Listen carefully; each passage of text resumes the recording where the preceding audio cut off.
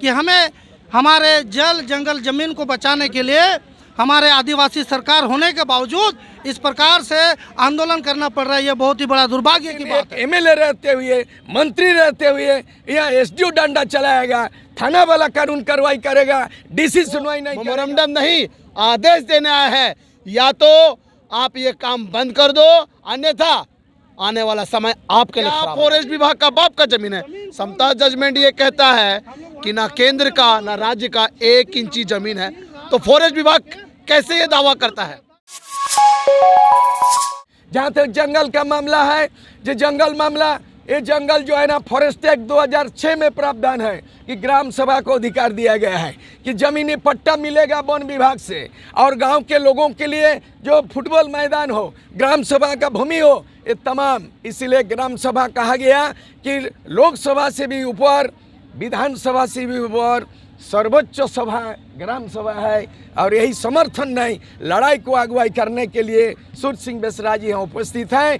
आज विधानसभा में आज चल रहा सत्र, आज चल रहा इस क्षेत्र में चंपाई सोरेन एक माननीय कल्याण मंत्री हैं, लेकिन एक एमएलए रहते हुए, मंत्री रहते हुए यहाँ एसडीओ डंडा चलाएगा, थाना वाला कानून कार्रवाई करेगा, डीसी सुनवाई नहीं करेगा। हम मांग करते हैं कि चाहे सबक तो सिखाया जाएगा, जनता ही एमएलए बनाते हैं और जनता ही एमपी बनाते हैं। जनता के लिए थाना होता है, जनता के लिए बीडीओ होता है, जनता के लिए सीओ होता है और जनता के लिए डीसी होता है। जनता से बड़ा कर कोई डीसी नहीं, कोई एसडीओ नहीं, कोई एमएलए एमपी नहीं है। बात नहीं मानी जाएगी तो जनता एक दिन निर्णय संग लेगा, फिर एक बार उलगुलान होगा। यही आह्वान के साथ सबको जोहार। ग्राम सभा जिंदाबाद, अच्छा सभा जिंदाबाद, जिंदाबाद, वैसा कानून जिंदाबाद, जिंदाबाद, समता जजमेंट जिंदाबाद, जिंदाबाद। अच्छा, सारा कुछ होने के बावजूद सीएनटी और एसपीटी के एक्ट के ऊपर छेड़छाड़ क्यों हो रही है?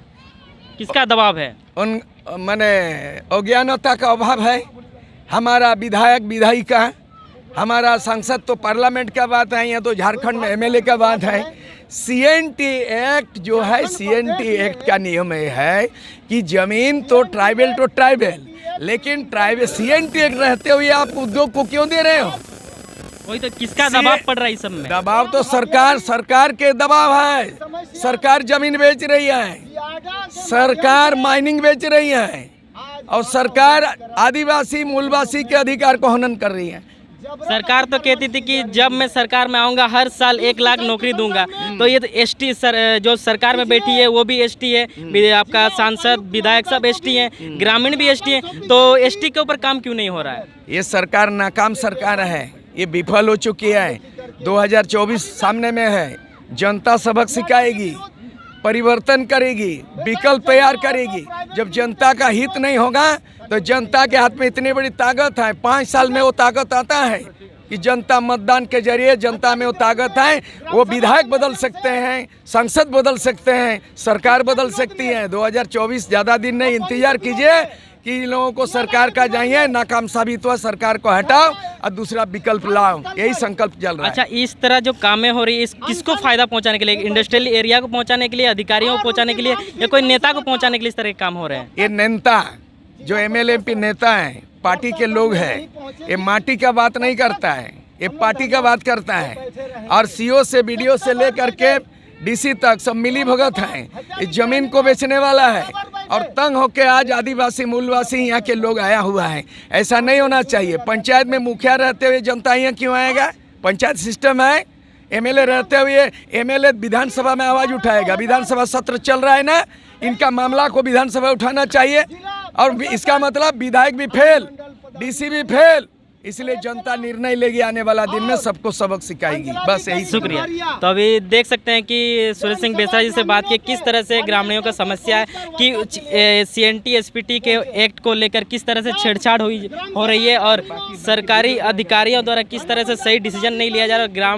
ग्राम के जो जितने भी लोग हैं वो सारे कुछ यहाँ पर आज आंदोलन करने आए हुए हैं और देख सकते हैं यहाँ पर काफ़ी भीड़ है और आगे भी आपको और वीडियो दिखाते रहेंगे। नमस्कार, आप सबका स्वागत है। तो मैं वही हत्याडी के मामले के विषय में यहाँ पर खड़ा हूँ, जहाँ पर आज से 3-4 महीने पहले से ही इसका आंदोलन चल रहा है। डीसी साहब को ज्ञापन भी सौंपा गया था, लेकिन अभी तक इन लोगों को न्याय नहीं मिल पाया है। और हमारे साथ जेबी केसेस के और बिरसा बिरसा सेना के भी सदस्य हैं, तो उनसे राय लेने की कोशिश की क्या कुछ हो रहा है, अभी तक इन लोगों को न्याय क्यों नहीं मिल पाया और CNT SPT के एक्ट को छेड़छाड़ क्यों हो रही है, हालांकि झारखंड में।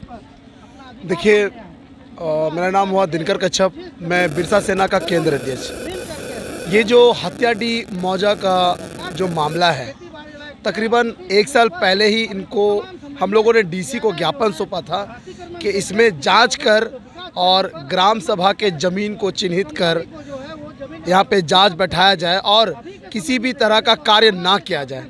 लेकिन दुर्भाग्यवश यहाँ पे साफ साफ दिख रहा है कि पूंजीपति जो है सारे लोगों को घेर के रखा हुआ है।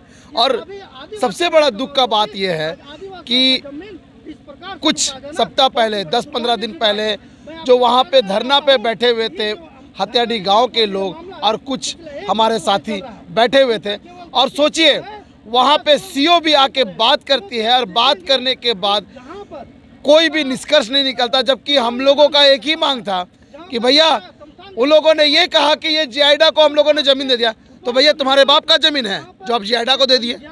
बोलता है कि फॉरेस्ट विभाग के द्वारा दिया, तो फॉरेस्ट विभाग को नोटिस किसने दिया? किसने दिया भाई?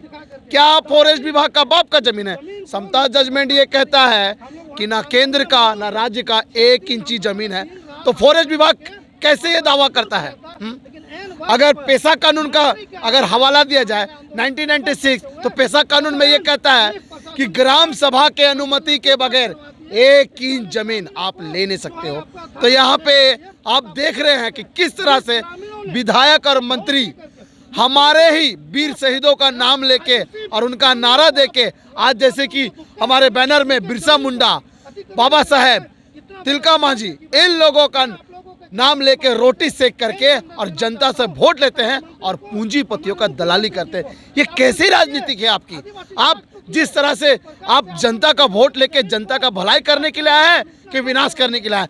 मैं उनसे पूछना चाहता हूं कि जिसको आप जमीन दे रहे हो, जो जियाइडा के नाम से आप जो पूंजीपतियों को जमीन देना चाहते हो, क्या उस पूंजीपतियों ने आपको उस सत्ता पे लेकर आया? क्या वो पूंजीपति का वोट था जो आपको वहाँ पे लेकर आया है? तो मुझे दुर्भाग्य लगता है कि यहाँ के लोग जो है, यहाँ के लोग समझ नहीं पा रहे हैं। और यहाँ जो हमारे विधायक, हमारे मंत्री है, मतलब मजाक बना के रख दिया है ग्राम सभा का। जिसको ग्राम सभा का A और B नहीं पता है, उनको भी पता है कि ग्राम सभा से वो ऊंचा नहीं है, फिर भी वो उल्लंघन किए जा रहे हैं। तो ये निर्णय लेना होगा हम नारे ग्राम सभा को कि ऐसे लोगों को चिन्हित कीजिए और ऐसे लोगों को गुजरने ना दीजिए गाँव में, क्योंकि जब ग्राम सभा का हनन कर रहे हैं तो वो हमारी क्या सुरक्षा करेंगे?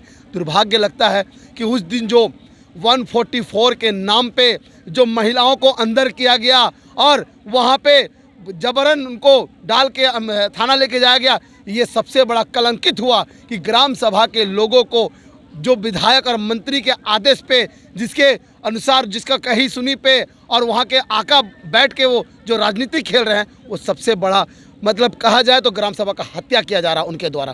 क्योंकि एक आदिवासी हो के आप आदिवासियों का अधिकारों को हनन कर रहे हैं, वहाँ के विकास के नाम पे आप वहाँ के ज़मीन को लूट रहे हैं, ग्राम सभा का ज़मीन को लूट रहे हैं। जब वो नहीं मानने को तैयार है तो आप एक फर्जी ग्राम सभा करके ज़मीन को लुटवा रहे हैं। तो ऐसे लोगों से हम लोग को सचेत रहना होगा। और सीधा सा बात है, आज जो DC कार्यालय हमारे हत्याडी मौजा के ग्रामीण जो आए हैं, वो मेमोरेंडम नहीं, आदेश देने आए हैं, या तो आप ये काम बंद कर दो, अन्यथा आने वाला समय आपके लिए खराब होगा। क्योंकि ग्राम सभा से बड़ा आप हो नहीं। ग्राम सभा का कानून, समता जजमेंट, पेशा कानून, और सबसे बड़ा चीज़ है 5th शेड्यूल क्षेत्र में आपका अधिकार 1 इंच नहीं है। आदेश देता हूँ और पूरे हत्याडी ग्राम सभा और मौजा की तरफ से आदेश देता हूँ कि ये जो भी प्रोजेक्ट लाया गया है, जो विकास के नाम पे जो तकरीबन 13.5 एकड़ से भी कई ज़्यादा ज़मीन जो जमुना ऑटो को देने का काम किया जा रहा है, इसको रोक दिया जाए,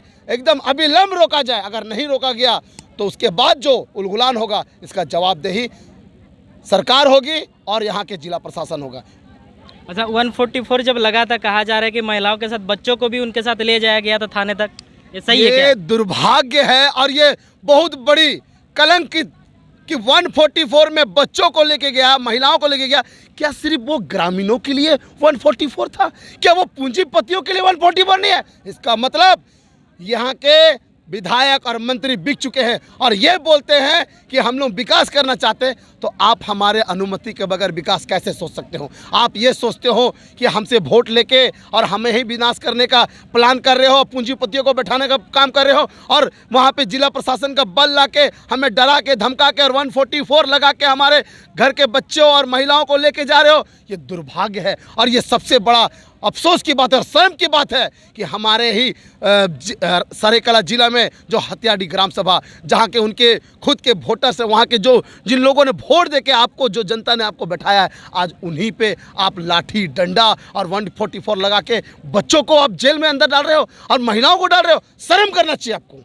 अच्छा, जब वहाँ पर सीओ और जो सरकारी अधिकारी गए तो वो तो कह रहे थे कि जो भी काम होगा ग्राम के से बिना बावजूद के, मतलब उनसे बिना राय लिए काम नहीं होगा, लेकिन ये कुछ ज़्यादा ही मामला बिगड़ता जा रहा है।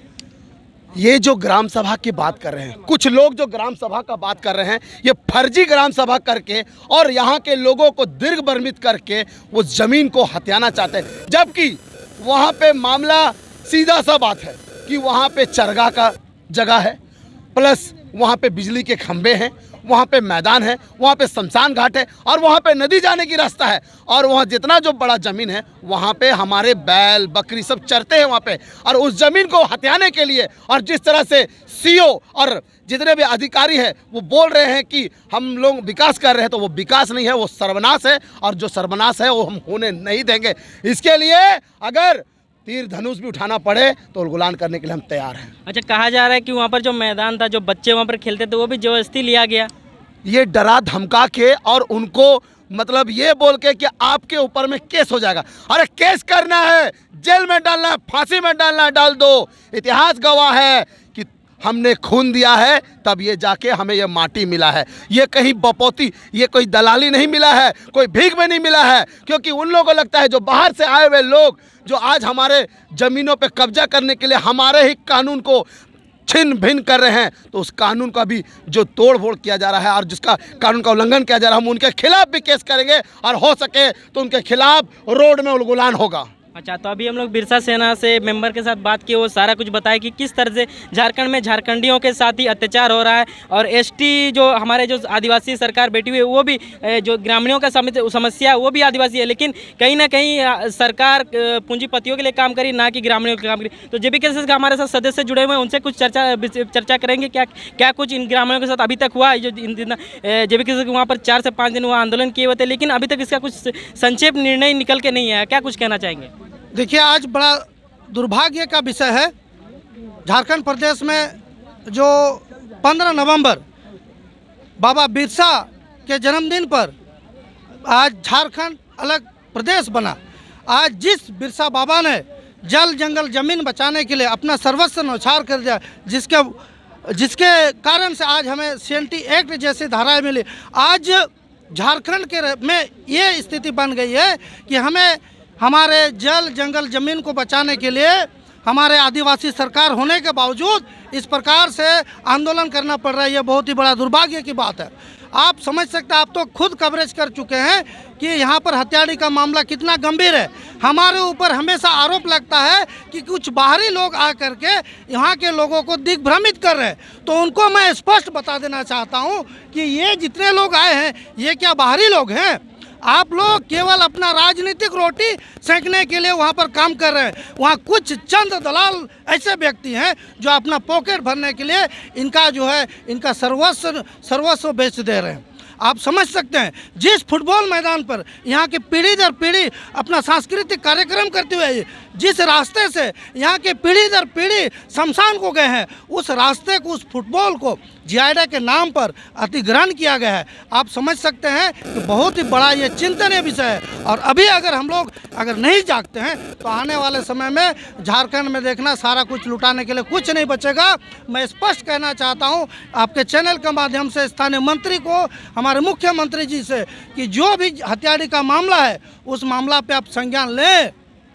ये बहुत ही बड़ा दुर्भाग्य का बात है कि आप एक आदिवासी मुख्यमंत्री, आदिवासी मंत्री होते हुए हमारे आदिवासी भाई लोग यहाँ पर आए हुए हैं। आज यहाँ आने का एकमात्र उद्देश्य है कि जहाँ पर ये हमारा संविधान 5th शेड्यूल एरिया, जहाँ समता जजमेंट की बात होती है कि यहाँ पर केंद्र सरकार और राज्य सरकार के पास 1 इंच भी ज़मीन नहीं है।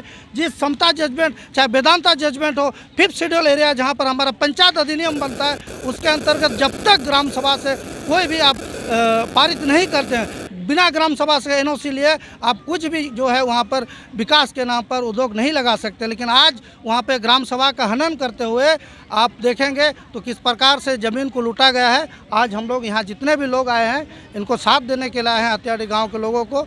आज इनके माध्यम से राष्ट्रपति महोदय को, राज्यपाल महोदय को और साथ में जो है नई दिल्ली में बैठे हुए वन प्रमंडल के आयुक्त जी को, उनको सारे लोगों को मेमोरेंडम दिया जाएगा कि ये जो मामला है, इस पर मामला पर अविलंब इसको देखिए। क्योंकि अगर मान लिया जहाँ पर 5th शेड्यूल एरिया की बात होती है, जहाँ पर हमारे आदिवासियों की बात होती है, उनके अस्तित्व की बात होती है, अगर इस प्रकार से हमारे ज़मीन का हनन किया जाएगा तो आदिवासी की आदिवासियत खतरे में पड़ जाएगी।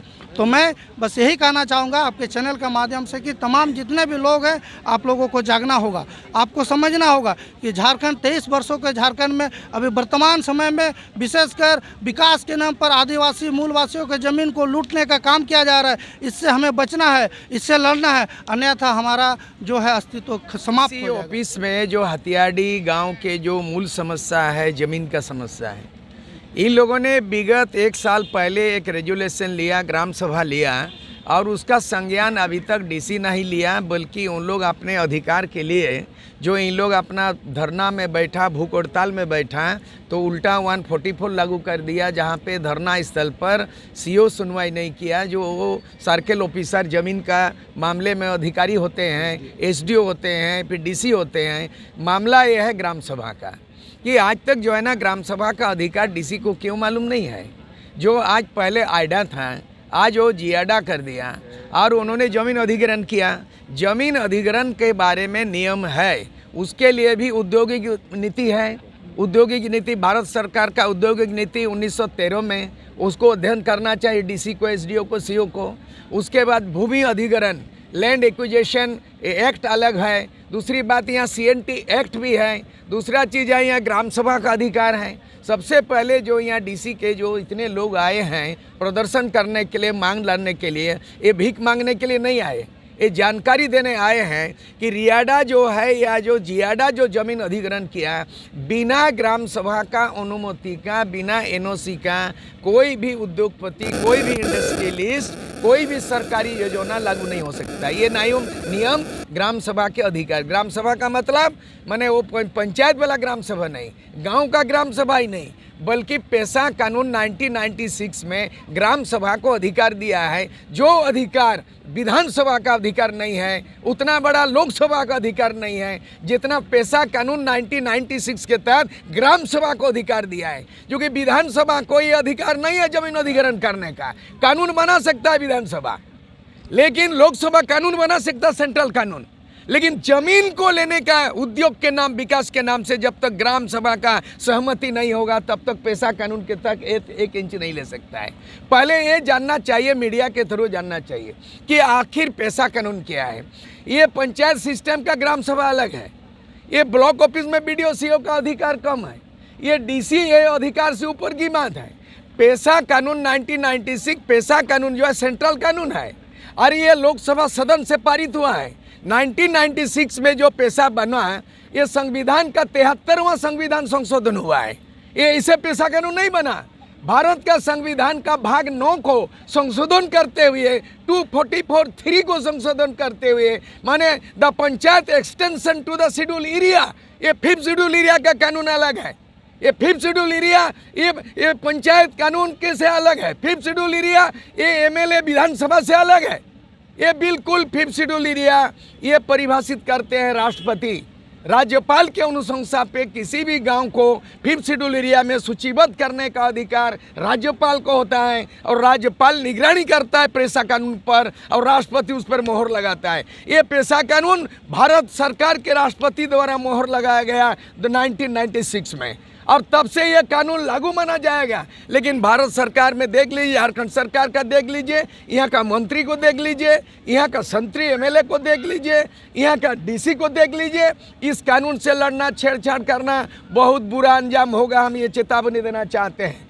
इसलिए गांव के लोग आया है, गांव में पंचायत का मुखिया रहते हुए क्यों यहाँ तक आना पड़ा, इस क्षेत्र के सरायकेला का विधायक रहते हुए क्यों यहाँ आना पड़ा, इस क्षेत्र के मंत्री रहते हुए गांव के लोगों को क्यों आवाज बुलंद करना पड़ा। इन लोग अलग लड़ाई लड़के अलग राज्य दिलवाया है। इन लोग लड़ाई लड़के विल्किंसन रूल बना, कोल्हान आंदोलन हुआ 1833 में, 1855 में सिद्धू कानून लड़ाई हुल हुआ है, और आज बिरसा मुंडा के उलगुलान से CNT एक्ट बनाए। ये तमाम भूमि अधिग्रहण इस इलाके में बड़ा आंदोलन होने जा रहा है। इस इलाके में एक ही जमीन जान देंगे लेकिन जमीन नहीं देंगे। ये आवाज़ जनता की आवाज़ है, गांव की आवाज़ है, ये आवाज़ बुलंद रहेगा। इसे ग्राम सभा का अधिकार है कि रियाडा हो, आइडा हो या कोई भी उद्योग हो, जब तक ग्राम सभा भूमि अधिग्रहण का अनुमति नहीं देगा NOC, तब तक जमीन 1 इंच नहीं ले सकते हैं। इसको पाठ पढ़ना पड़ेगा। एक्ट की बात कर रहे हैं,